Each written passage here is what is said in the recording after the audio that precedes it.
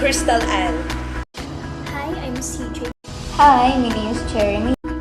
And I'm Irish May. A pleasant day to everyone.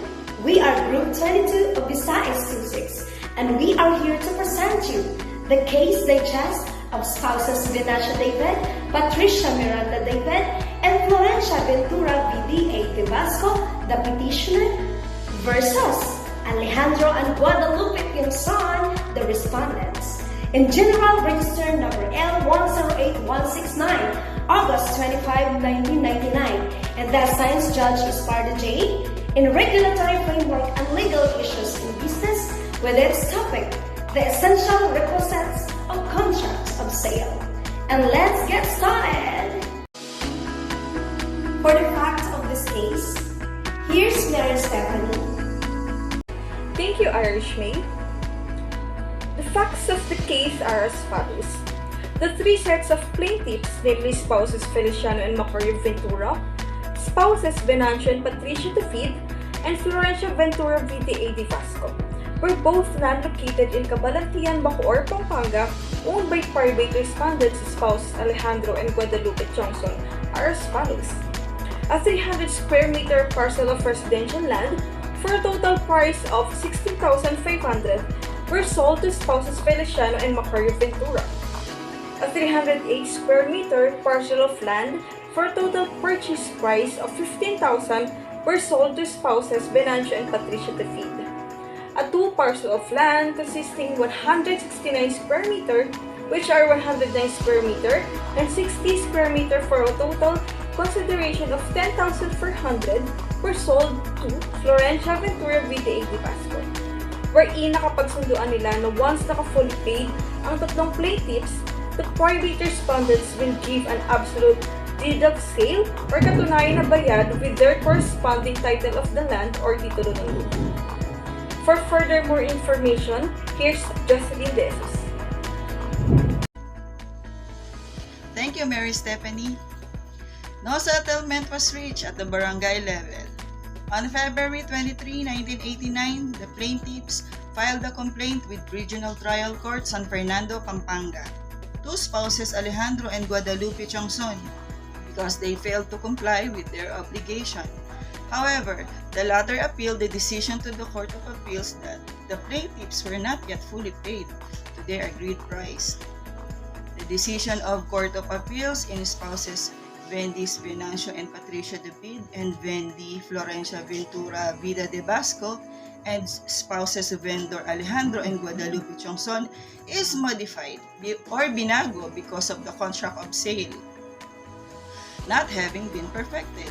But in plaintiff appealee spouses Feliciano and Macario Ventura is affirmed o pinagtibay dahil malinaw at masunod ang tatlong essential elements na cause, object at consent.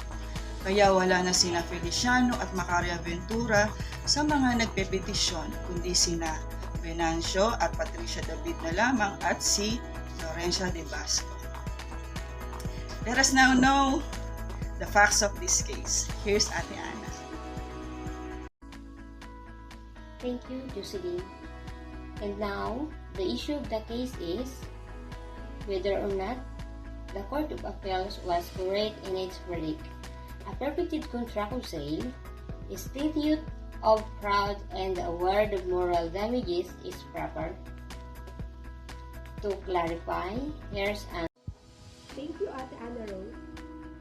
We disagree with the finding of the Court of Appeals that there was no agreement as to the price of the lots. The Court of Appeals relied heavily on the receipts issued by Alejandro Chongson. However, Patricia David testified that there was an agreement to purchase the lot for 15,000 pesos payable as follows: 3,800 pesos as down payment with 385 pesos monthly installment thereafter. Since installment pala ang magiging mode of payment ni Bendy, hindi na na-declare ni respondents ito as the default order rendered them without personality to adduce evidence in their behalf. Gayunpaman, in the brief filed with the appellate court, the Johnson alleged that the agreed price was 120 pesos per square meter. Hence, they are now stopped to deny the existence of an agreed price.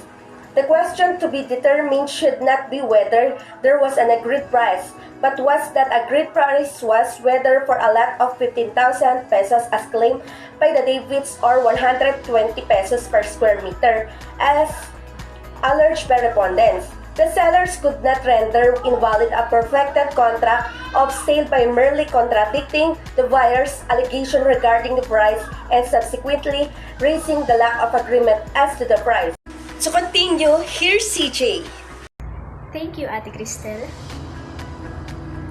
It is a fact na sa loob ng 3 taon, nagbabayad buwan-buwan ang mag-asawang David ng 385 pesos until it amounted to 15,050 pesos kasama na ang down payment.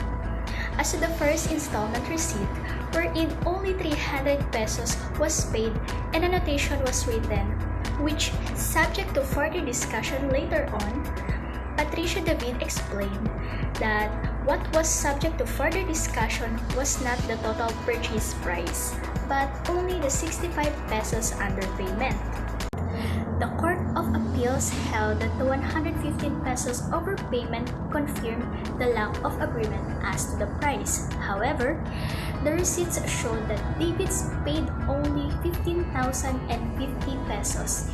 It perplexes this court how the appellate court came up with the 15,115 pesos figure. At any rate, an overpayment of 50,000, as in this case, does not negate the existence of an agreed purchase price. Instead, these entities, the buyer to claim reimbursements of any overpayment made. For further information, let's call on Ms. Jeremy Abarca. For further information, let's call on Ms. Jeremy Abarca. Thank you, CJ. Karagdagan pa, the Court of Appeals erred in applying the statute of frauds.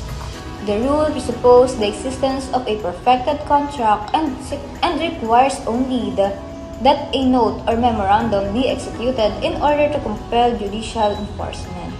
Thereof, at any rate, we ruled that there was a perfected contract. Gayunpaman, the statute of fraud is inapplicable o hindi naaangkop.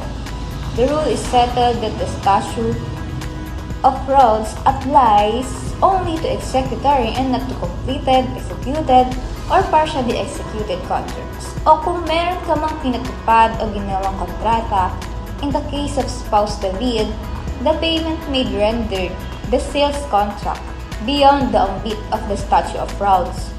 The Court of Appeal erred in concluding that there was no perfected contract of sale.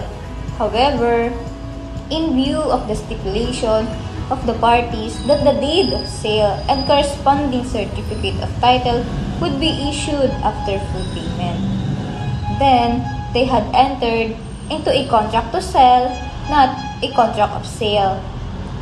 To finalize this, here is Irish Me.